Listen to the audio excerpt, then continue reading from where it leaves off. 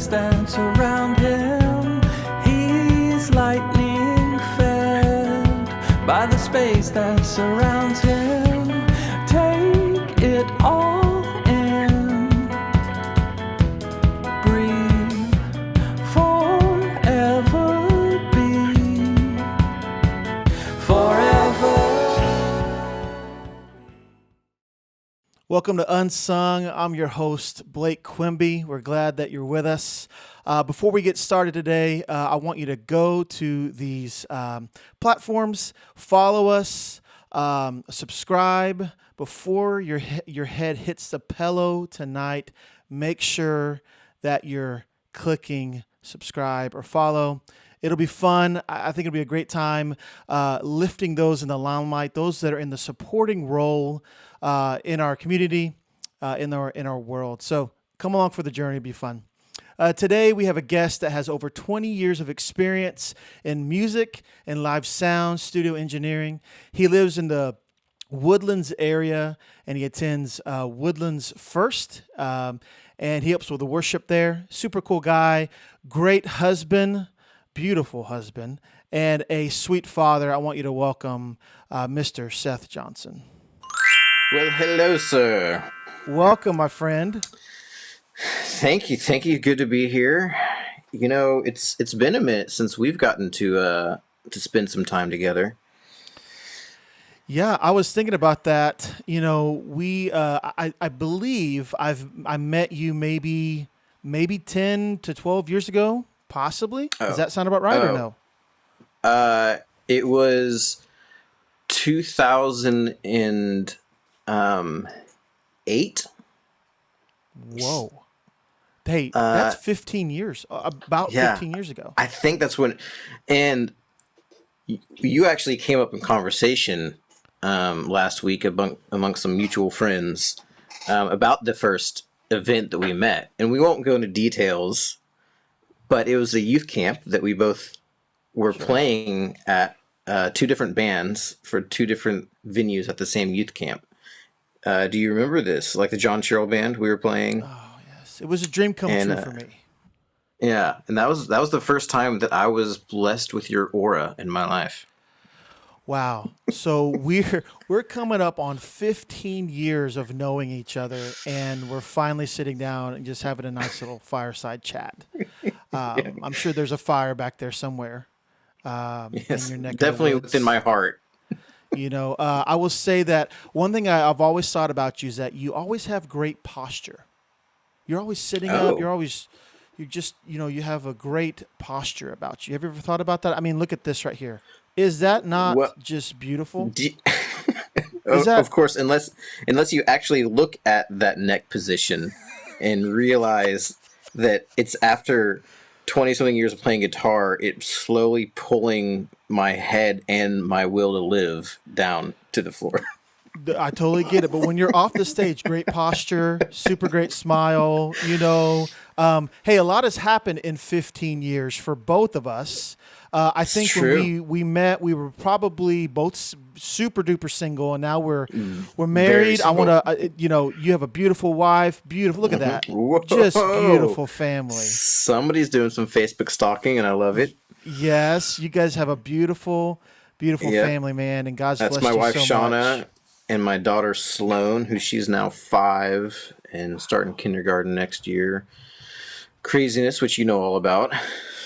Yeah, my daughter just hit 11 last week. My son's 8, and so I'm just, I'm not prepared for it. So maybe we need to get together and cry. Have a cry support group. What do you think about that?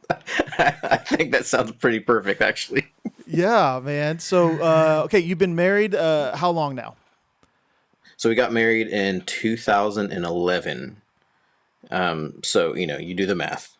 Yes, very nice. So here's the fun thing that I like to point out about my relationship with my wife is that when we got married, we'd actually known each other already for 18 years, I think it was. And so we'd known each other 18 years, started dating in the spring of 2011, got engaged that July, and married that December. Because we're like, at that point, after 18 years of knowing each other, you're like, okay, let's do this. I love that. That's very, very close to what me and Crystal had to go through. We just got married. When you know, right? Yeah. And you're just like, okay, let's not beat around the bush on this. Just take care of it. Exactly. I mean, so young kids out there, you find someone, just get hitched. It's fun, right? A lot of adventure. So let's get to the nitty gritty, man. So you 20 years of over 20 years of just of music and production and doing all this fun stuff. So did you grow up in Texas? I don't think I ever knew that. Where did you grow up at? No, I grew up mostly in Central Florida, just outside of Orlando. And so that was home base until sophomore year of high school. Then that's when we came out to Texas, to Magnolia, Texas, which at that time was a ridiculously small town. Like, when we drove into the town for the first time, I remember the population was like 1,014 or something like that. Wow. And our first house had cows across the street, which for me, growing up in Orlando, like that was unheard of. And I'm like, where are we and what kind of sin are we living in right now? And I truly believe that my parents were not listening to the will of the Lord when they moved out here. But the Lord showed me otherwise, and it ended up being a great thing. Well, hopefully there's some comfort. Like I said before, there's some horses right over here. There's a big a photo of horses, and I think I wanted to just keep it fun and simple, right? I mean, it's a beautiful picture. Why not have some horses? And now I know that it's comforting you. I mean, it is. I mean, just the glory of those hooves right now are just immaculate. Well, and I ended up getting a degree in agricultural development, oddly enough. So I have this symbiosis with the horses. That's probably the biggest word we've ever had on this podcast, symbiosis. Well, it's only going to go down from there. Yeah, it's only, hopefully. Well, bigger words maybe? I don't know. But so you moved from Florida to Texas, Magnolia, and you your family's still there? I know you have a brother, do you have a sister, all that? Or Yeah, I'm the youngest of four, so I've got a sister and her family that live outside of Atlanta, and they've got 3 kiddos. I've got another brother and his family that live north of Fort Worth, and they've got 7 kiddos. And I have another brother who lives about about a mile and a half away from me, and he's got 3 kiddos. And so my parents are still in Magnolia. Yeah, so we're all super close, and very thankful that they all love Jesus, and they have amazing kids and families. And it's like one of those times that for us, whenever holidays come around, and we all love getting together, and I usually don't laugh harder in my life than when it's me and my family all together. So it's good times. But, still the baby, so have to prove myself. Oh, you're the baby. So that's why I like you so much. I'm the baby too. Yeah, and see, we get each other. We get each other, man. That's so great. You just have a lot better skin than I do, but I'm working on it. Your skin is so smooth. Well, it's all the moisturizer I don't use. That's true. I mean, hey, yeah. I was wondering, do you use moisturizer? A lot of it? No. I always thought you did.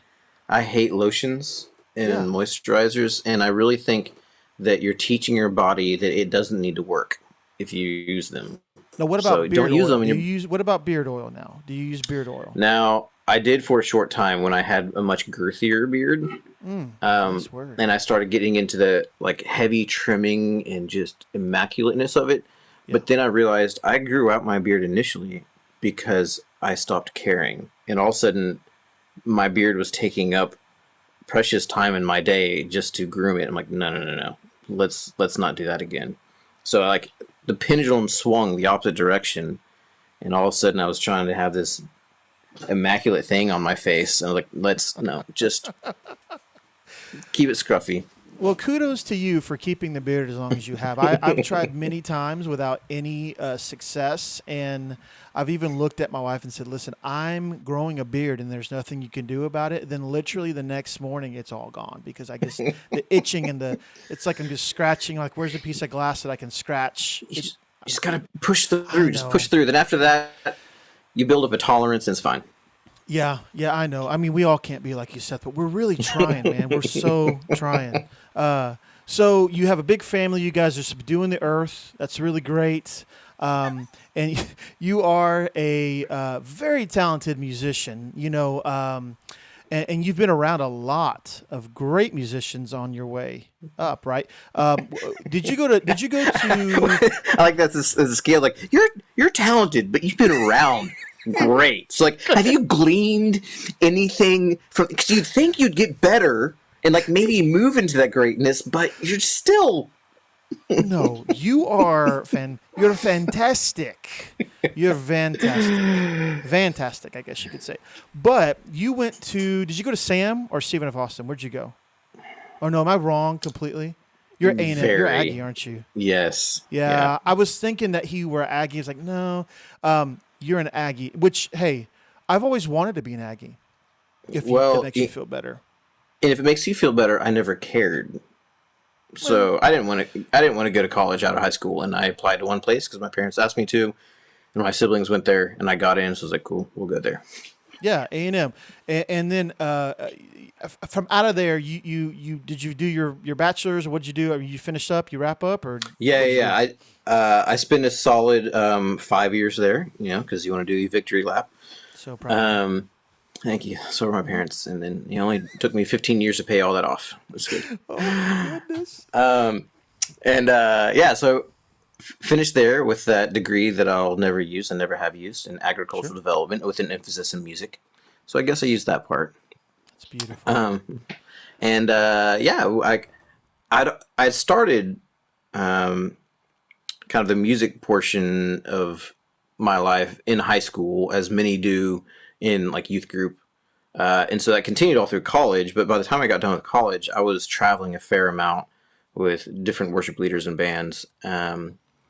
And so after college, I just was like, well, I'll do the musician thing and I'll get a job at Starbucks and keep playing music. Right? Because that's what, and they're like, but Seth, do you drink coffee? No. Do you like coffee? No, but this is like 2005 and Starbucks is like trendy and cool. And so that's where I should work. Back in the good old days, right? Back in the good old days. The good ones. So you started playing and is guitar you play other instruments, right? Or is that your Yes, that's my main one by far. Yeah. I would fake it on a lot of instruments. And depending on how little money I have and how much you're offering, I'll say that I play something else. So like my main story about that is like there's a short time when I was doing music full time. I guess I've done that music full time a couple times for different stints. And the first time I did it, no money. And a friend of mine reached out. She's like, hey, this mutual friend, she wants to know if you'll play in her wedding, play guitar and sing. And I don't like playing weddings, but I would like to eat. So I was like, yeah, sure. She's like, okay, yeah, I'll pay this much. And then she also wants you to play us and sing a song on ukulele. Do you play ukulele? Nice. And I was like, when's the wedding? It's like, it's in 6 months. Yes, I play ukulele. And immediately hang up, call my friend, hey buddy, can I borrow your ukulele? I need to learn how to play. And I get good enough at that and then move on. You're a boy wonder. That's what they call you behind your back, boy wonder. Yeah. So can you remember a time when you, like your first love, like when did music just like you fall in love with music? Can you remember that the very first, like were you listening to something? Did someone turn you on to an instrument? Like how'd you fall in love with music? Man, that's interesting. So I grew up in the old Southern Baptist tradition of everyone is in choir from like pre-K on, basically. And so I'd always been singing and I'd enjoyed that aspect of it. But it was sometime in junior high that I really got interested in making music myself. And I remember even first asking for a drum kit for like in like fifth grade, maybe sixth grade, and my parents saying no. And then I remember specifically in the seventh grade asking for an electric guitar because one of my best friends started playing, and I was like, oh, I want to do this. And then my parents said no. And so I had this yearning and this desire, this fire within me brewing that was not being fanned. And it wasn't until my junior year in high school when I'd kept on singing for church stuff, and I was singing for our youth worship stuff, and always having to find musicians and guitarists, and they kept on bailing out because high school students are really responsible and full of commitment. And so I'd like show up to Wednesdays to sing, and then my guitarist that said they're going to be there wouldn't be there. So finally I was like, all right, I'm just going to sing and learn how to play guitar. And our church had, the random guitar that's been sitting in the back of a closet for 18 years that no one knows how it got there. And I asked my youth minister if I could borrow that. He was like, yeah.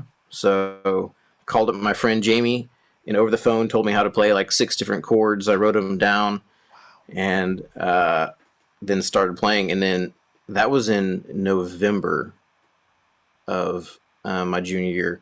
And by January, I was leading on guitar at my church. And not because I was good or ready.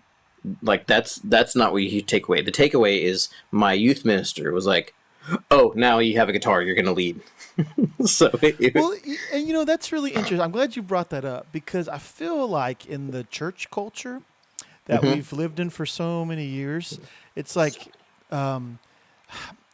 if you can do anything, like if you can play 4 chords, hey, you got the job, man. Come on, let's go. Right. And in a way, that's really like that takes a person and just like elevates them. Like, oh man, I can do this, right? Yeah. How did you feel the first time your youth pastor like, hey, you got the gig? Oh. Come on, bro. Oh, terrified. I'm pretty sure I was like, no, And he's like, no, you're it's gonna be fun. It's gonna be great. You're gonna do it, buddy. and I'm pretty sure it stayed that way for at least the first 6 months, probably the first year. I'm like, no, it's fine. Just do it. See, they get a bonus if they get more people. They get like a Christmas bonus or whatever, 6 month, but whatever it is. They're tallying. It's like, oh, all right, he got a worship leader out of that guy. All right, fantastic. Yes. Yeah. So I am very thankful that that youth minister pushed me into it. I mean, he saw my desire and pushed me over my fear, because that's something that it actually took me years and years to realize about myself. Is this whole like just fear of failure. And I found out like I would hold back, not try new things in life in general, and then specifically musically, because of the fear of messing up and thinking that like I would look dumb, or people would think less of me, and so I just wouldn't try new things. I wouldn't try to be creative, or I wouldn't step out. And so he helped me overcome that part in high school, which I'm very thankful for. Is that somebody that you still stay in contact with, or how's that relationship even now after all these years? Yeah, we probably only talk like once a year, maybe twice a year. But he's actually still at the church, same church, in a different role, and so we have lots of ties. So we still keep in touch more than we talk. I mean, thanks for social media and all that as well. And now he has kids that I see at events in like leadership roles, and I'm like, oh, I remember before you were a thing, and now we're doing this. But yeah, so we definitely still keep up and think very highly of him. Yeah, and so after all these years, man, you're doing it. I mean, this is what you do, right, for a living? I mean, you're playing, Yeah. I like I said, it's for different seasons of my life has been how much this has been my quote unquote full-time job or not. And that's actually been an interesting identity struggle on and off, because there's the cool thing to say that I'm a full-time musician. There's like this, it's like, dude, I mean, there's not a lot. And I know guys that are infinitely more talented than myself that haven't, quote, made it as a full-time musician. Like, for some reason or another, their path has gone differently and they're doing something else. But God has chosen at certain times in my life to let me just do this in a full-time capacity. Sometimes it's in a part-time. And for me, it's deciphering what is provision and what is calling and what is me trying to hold on to an identity that doesn't belong to me. So most recently, I mean, it's still an ongoing thing. You know, I'm about to turn 42, and was it 2 years ago, 3 years ago during COVID stuff? You know, prior to that, I've been doing music full time, and it'd been awesome and great, and afforded a lot of cool things with, you know, my daughter just being so young, being able to spend lots of time with her during the day, since most of my events and stuff are at night. But then when COVID hit, you know, I'm not sure if you're aware of this, but it killed most things that people get together at. Sure. Yeah. So which kills Everything. music. Yep. So my income went to nothing. And it was after, 6 months or so of just watching, bank account go down and down, that a job opportunity popped up that it was nothing to do with music. And, it was presented to my wife and I, and it looked like it would work out, but I was like, but babe, I'm a musician. I'm a full-time musician. It's what I do. You know this, but this is what I do. So, right. I don't know if we need to talk about this, but here, do I need to hold a guitar? Does this look familiar? Yes. Oh, so good.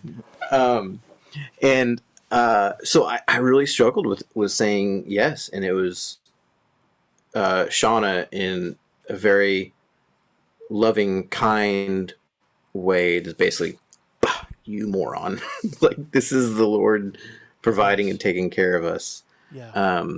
You're going to say yes to this. And, and it completely has been a provision, and it has not stopped me from doing music. In fact, as music has come back, I've still been able to do this other thing, and where, like, I have the flexibility to keep traveling for all intents and purposes as much as I need to. So it has been a huge provision, but I almost missed out because of this random falsehood and ego thing of claiming a title instead of claiming obedience. And I mean, even just obedience is like to be a good father and head of the family, to take care of them and like lay down my own selfish pride issues.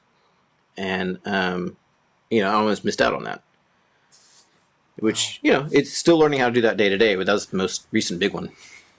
Yeah. What we try to accomplish here at Unsung is that we want to chat with people who are supporting others. We want that are just doing a killer job in the supporting role, and it feels like you've. Oh, do you need to talk to my wife?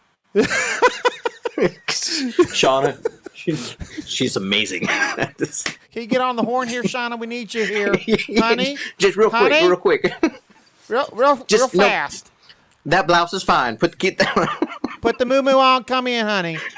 But man, I mean, think about it. I mean, just going through 2020. I mean, we've all had a lot. I know that the gigging profession, the musicians for church, live stuff, everything just was crazy. And the way that you continued to strive and continue to progress even in that really tough season of your life for the last few years, and now to see now it's coming back in to a new season of playing and traveling, doing all that kind of stuff. Did you ever in that season of in the last few years, did you ever feel maybe just like forgotten, maybe a little bit, maybe that like maybe not forgotten, that God forgot you and He forsake you, nothing like that, but just like from what you're gifted and what you love to do, because you're a creative, right? And many creatives, and when you're not able to create with people and in front of people, not just for the performance aspect, but just to be able to create, right? And create with people that you care about and in the community. I mean, did you ever feel at all like, oh man, this is, when can I get to do this again? I mean, it's tough, right?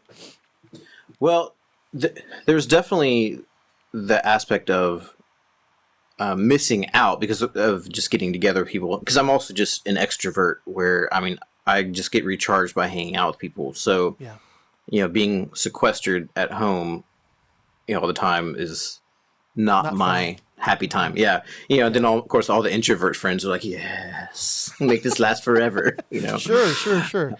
But so, there was that missing out, but as far as like the maybe feeling forgotten, I'd say, not so much, and partially because, something that my church decided to do, from pretty much day one was, even if services and those requirements for musicians was going to look different or not be there at all, they were going to continue to pay us during that time. And so that is a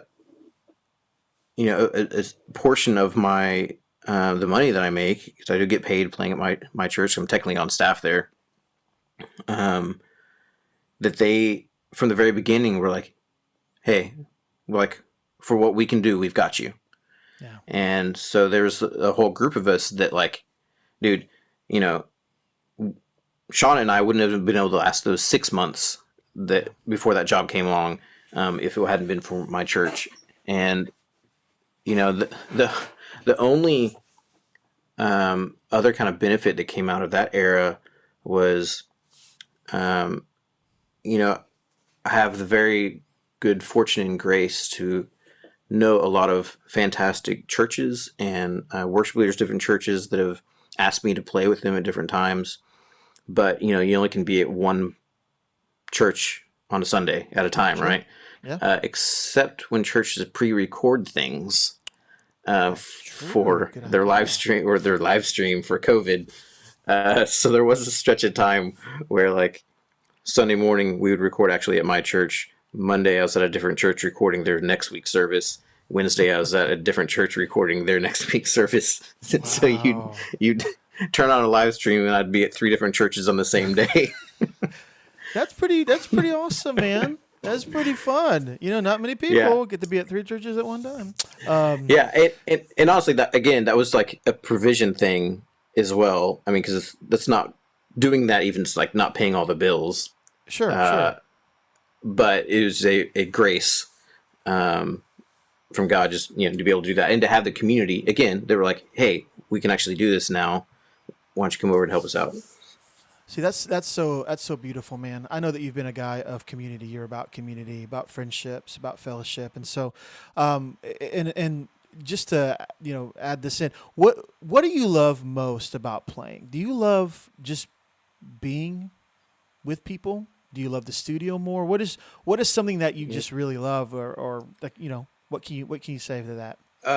I definitely love leading worship.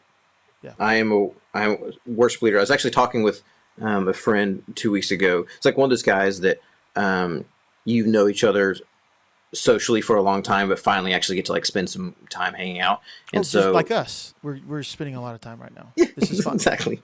Are you talking about me? Yeah, that's me. Yeah, it's fantastic. Yeah. So we were, we're just comparing stories and everything we know about each other, and he is a very, very uber creative guy. Like, that's just creative to a T. And so he was just dissecting me and what I'm about. And I was telling him, I was like, look, more than anything in my life, I like being creative. I like performing, like I've done just the entertainment side of music before. But nothing gives me the joy or satisfaction of just of leading worship. And even when I say leading worship, that's not me being the front man. I haven't done that consistently in 15 years, maybe more. Well, Seth, the people are wanting that. They want you as a front man. So, churches out there, this is a beautiful front man right here. Well, I still have a pair of leather pants somewhere I can squeeze into. Yes, the chaps from, that's fine. Great. I think I borrowed them from Tomlin. I'm not sure. Sure he has tons. And so like for me, it's not a leading worship desire to be the front man. But I mean, like we've talked about, it's supporting whoever that is. So, there's 3 or 4 worship leaders that I play with consistently. And like, I love being able to do anything that I can to support what their calling is, because it's the same as mine, but in a different, specific role. Sure. And it's like, so how can I use my giftings to further the kingdom in this band situation? And a lot of times that means, here's my skills that I've worked on over and over again, and I just kind of, all right, here they are. You tell me what you would like me to do, and then I filtered that through my relationship with Christ and my view of worship, and see, okay, yeah, we're good. So, just for some techie guys out there, I don't know, and I just started playing electric maybe 4 years ago, and I still have no idea what I'm doing. I just kind of hit the treble stuff and just leave everything else to delay and reverb. And so, are you a Helix guy? Are you a pedal guy? Because I think I saw a lot of photos of you. Your pedal board is it's what they call beautiful, right? I'm a pedal guy. Who has just 2 years ago now? I don't remember, a year and a half. I finally did get an amp sim, the Walrus Audio ACS1. Yeah. If you want to check that out, which I love. It's great. I still prefer amps. Let me see if I can hold this up. Oh, this is wonderful. Look at that. Let's see. Whoa. Yes. Oh gosh, one's falling off. So that's my current guy. That's beautiful. Thank you. I don't know what half of them do. And I think I pulled something. I'm going to have to sign off here in a minute. Haven't done that Dad in a while. bod's really kicking. Yeah. Toit lats. Just. You are strong, though. You have good shoulders. I do remember that. Well, it's in the Johnson blood. That's right. Yes. So I'm definitely a pedal guy. And I have specific reasonings. I think like Helixes are amazing, and if I had to go that route right now, I'd probably do the Quad Cortex. I think that looks great. But my problem is value over the long term, because the shelf life of those things is much shorter than a pedal. So, there's pedals now that are 50 years old that, either value has only gone down to maybe 50% and stayed there, or, of course we always know some of them have skyrocketed. And so they maintain value and always keep function. Now with all the digital stuff, their function is much harder to fix if something goes wrong further into the future. Right now, they're still prevalent, and so you can get a new one, get a new motherboard, get new software, and maybe even 5 years from now. Some of the Helix stuff is kind of getting long in the tooth. Like, your first gen things, are they going to be able to fix it? Are they going to be able to provide updates? So things like that is really... Well, I just don't know enough about... I was a bass guy. Now I tried to play acoustic. Yeah, it's great. I can do that. That's easy. I plug in, call it a day. With electric, I'm like, listen, I'm just going to buy this really great Bethel patch. I'm going to put it in, and it makes me sound like I know somewhat of what I'm doing. Yeah. So it makes it easy for guys like me that just is like, listen, I did the amp thing. I did that. Like, you know what? I'm just going to do something for me that's easy. But I really love, I would say if I had the patience, much like yourself, I would be an amp pedal guy. I think that's just, it just sounds beautiful. And what about your guitars? Now, what's your main axe that you're playing that you love to play? It is a Gibson ES 335. That's what I play now pretty much 90% of the time. Yes. I can just cover... Hold on 1 second. I got something for that. I don't know if that makes you feel any better, but people are loving what you just said. Yes. The masses are going crazy. And the crowd goes crazy.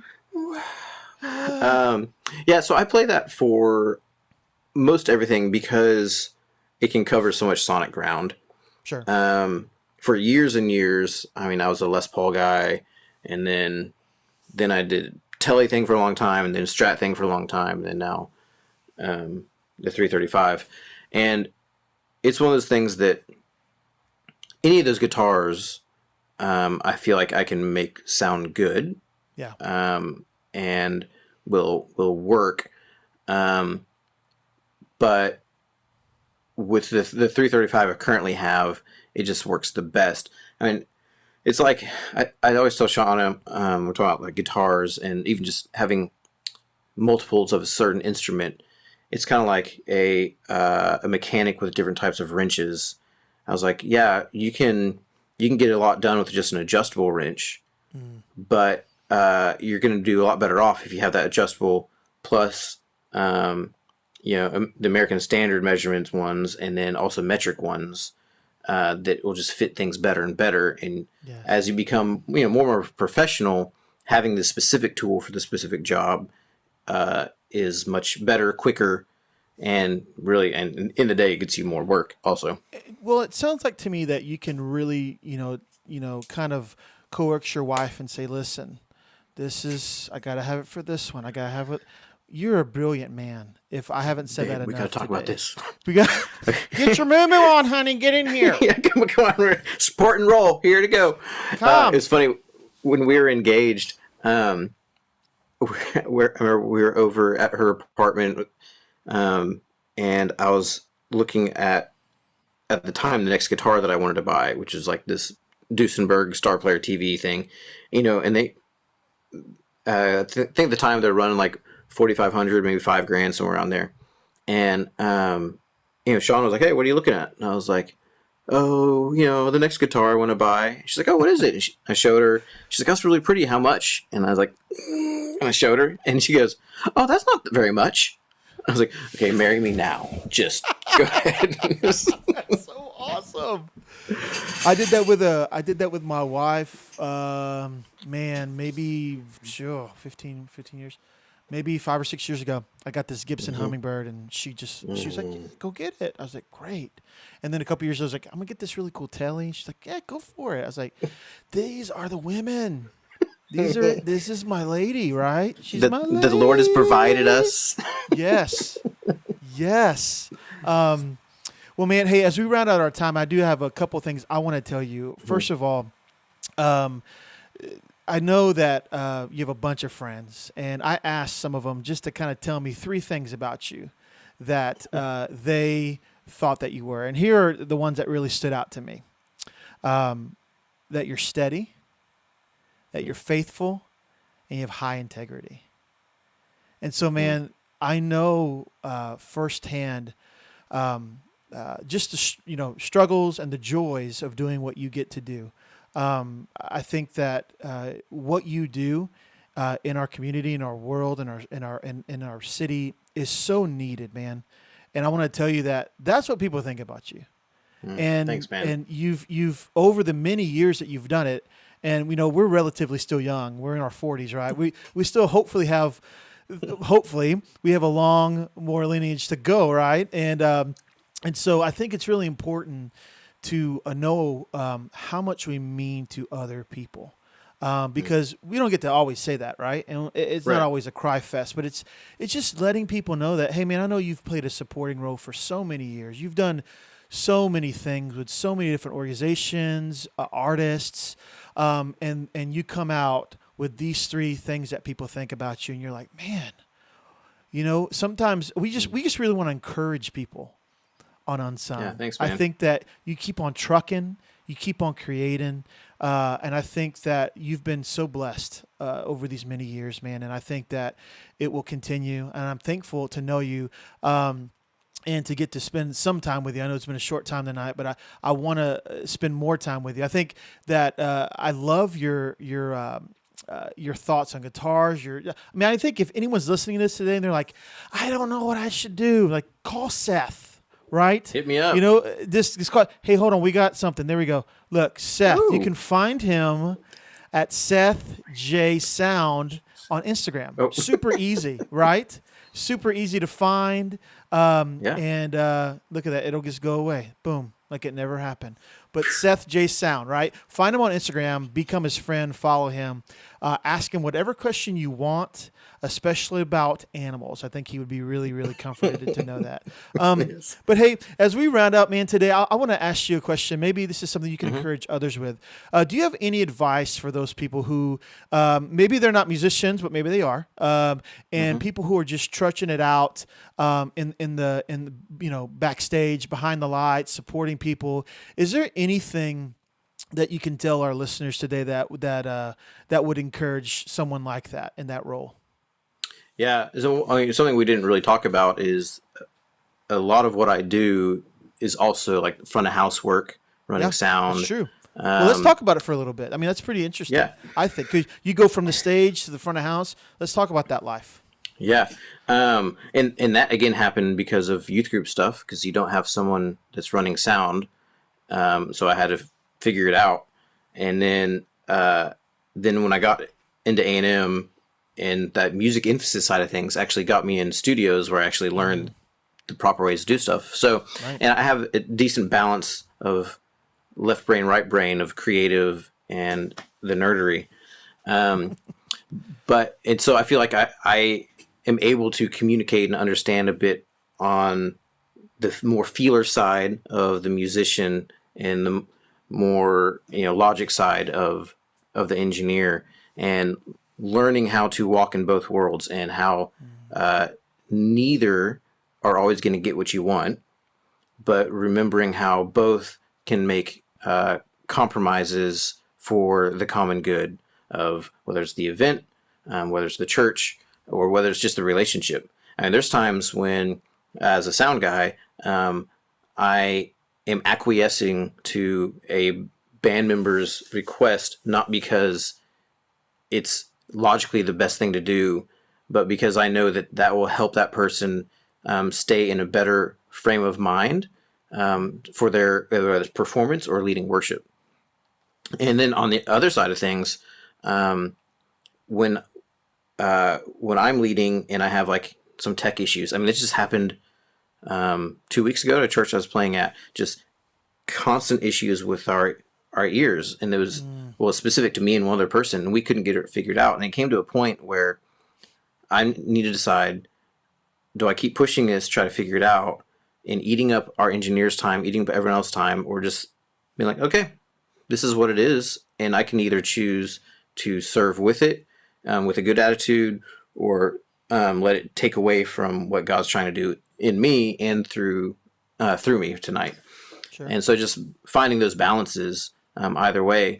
And then, specifically on being someone that's on stage more, recognizing, like I said, the people that are, whether they're the pro presenters or the lighting guys or the front house guys, that aren't getting the FaceTime recognition, and making sure that I am doing a couple things. One, looking for ways to serve them. So if it's just like at my church, we have this two rehearsals back to back. So like right when we're done, another one has to get up there. So instead of me just putting my guitar down and leading the stage, doing all I can to help flip the stage and get them set them up, and then making sure just words of encouragement. And I think we often think that's a bigger deal than it is as far as how hard it is. It's just, hey, thanks for being on top of that. Thanks for doing that. And like, it doesn't even have to be a grandiose gesture, but being consistent, and I think is really huge when people realize like, oh, like they actually notice that I'm putting this work in every week, and I'm here for it. So I just speaking those things I think is huge, and looking for ways to serve. I mean, and that should be in all aspects, but for those that, like I said, don't get the FaceTime in front of everyone, because it's easy for people in the congregation who might see me on stage every week, then pass us in the hall and be like, hey, you're the guitar guy, even though, no one knows my name, which is fine. And there's like, hey, thanks for doing that. But for the guys we just mentioned, all the tech people that are literally dressed in black and in dark corners, like no one knows exactly who they are. So making sure that we don't necessarily recognize them as far as throwing necessarily big parties and put them in the limelight, because oftentimes they're not the personalities that want that. I know most of our tech people are like, no, we like the shadows. we like it in the dark. Exactly. But, that's exactly but they, how I feel. Yeah, but those same people still need affirmation and encouragement, just like all of us do. And just feeling appreciated, and like their time is valuable, that their calling to serve is just as valid and spirit filled as mine. And just because I'm not hearing them sing out to a room full of people doesn't mean my calling is greater. Right. So. Man, that's beautiful. You're such a sweet man. What I wanted to ask you this too. What are you working on currently new? Like, is there anything in your studio that you're working on that you're pretty excited about? Any producing or mixing? Do you do engineering, mixing? What do you do in your studio? Tracking and mixing. Yeah. I don't do any mastering. I'm not set up for that. So right now we have an ongoing project with the team at my church called First Worship, and we have 3 singles out right now that you can find on all the streaming services. Just look up First Worship. The latest one just released in January, called Kingdom Come. And so we have, I think, 6 more in the pipe for them. And then there's a Texas country band that I'm working with right now that we are wrapping up 4 of their songs right now. And then we'll get those done and then have 4 more in the pipeline after that. They're called Willow Creek Junction. Now, do you get to play on any of these projects, or are you just strictly engineering and mixing? Yeah, so all the First Worship stuff, I'm playing all the electrics and most of the acoustics.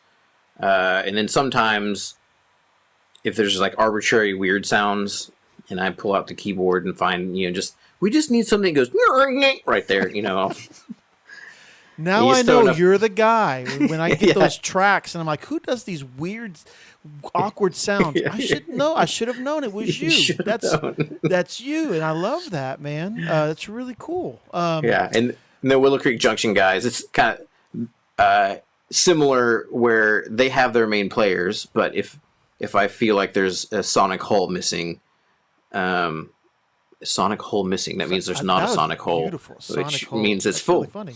Yeah. So if there is a sonic hole, then I have the freedom to just lay down some, whether it's keys or guitar or whatever on it. Yeah. Well, man, thank you so much for being one of the first. Man, you're in the first season, and I'm so thankful that you are able to do this. I think we're going to have to do this a little bit more. I'm searching for a co-host, so maybe we can have some fun. I don't know. I'm searching. It could be fun. It could be fun. Well, have you talked about my wife? She's great in sort of thing, the supporting role. Hey, Shauna, get that moo-moo. Shauna, put your face on. Put it on. I dare you to tell her that. And dude, thank you so much for being a part of Unsung first season. This is going to be great. My pleasure. You are such a blessing, man. We appreciate you.